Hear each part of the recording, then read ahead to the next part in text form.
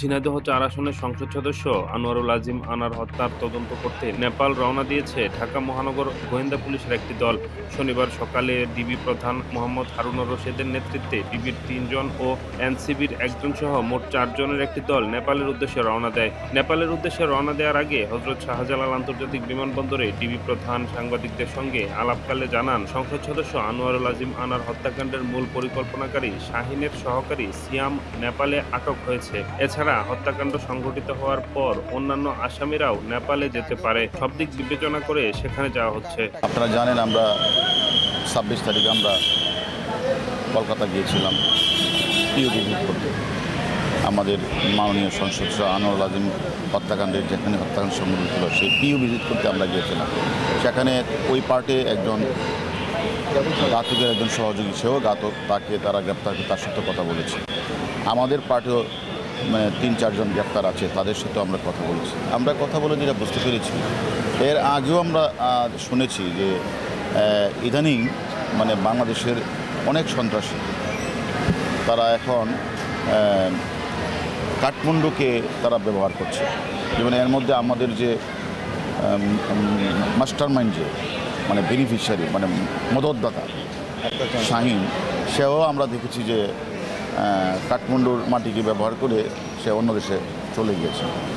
আরও অন্যান্য আসামি সম্পর্কে কিন্তু আমরা এরকম তথ্য পাচ্ছি।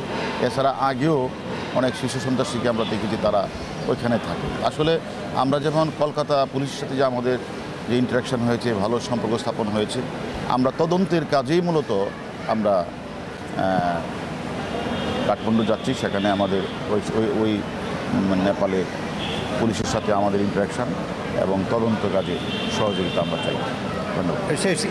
সিয়াম হাসান করে একজনকে গ্রেপ্তারের খবর শুনছি। সব বিষয়ে যে সকল আসামি সিয়াম হাসান কি ওখানে আছে বলে ধারণা?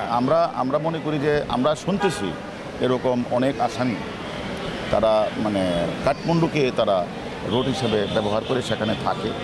তো এই সকল তথ্য কালেকশন করা, তারপরে কাঠমান্ডু পুলিশের সাথে একটু যোগসূত্র বা ইন্টারাকশন করা, যাতে ভবিষ্যতে কোনো আসামি বাংলাদেশে অপরাধ করে যেন সেখানে ঠাঁই না পায়, আমরা সেই বিষয়েও কথা বলবো। এবং আপনারা জানেন আমাদের যে ঝিনাইদহের মাননীয় সংসদ সদস্য, ওনার হত্যাকাণ্ডে কয়েকজন আসামি তারা কাঠমান্ডু থেকে তারা কেউ চলে গেছে, কেউ থাকতে পারে, সেই বিশ্বাসে আসলে আমরা তদন্তের কাজে যাচ্ছি।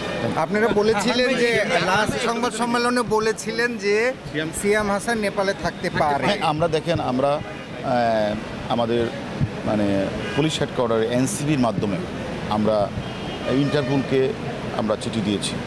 আমরা ইন্টারপোলের মাধ্যমে আমরা কাঠমান্ডু পুলিশকে জানিয়েছি যে এখানে সিয়াম সহ বেশ কয়েকজন আসামি তারা কেউ চলে গেছে, কেউ আছে। এই বিষয়গুলি তাদেরকে আমরা অবহিত করেছি এবং তারা যদি থাকে তাহলে তাদেরকে যেন তারা গ্রেপ্তার করে।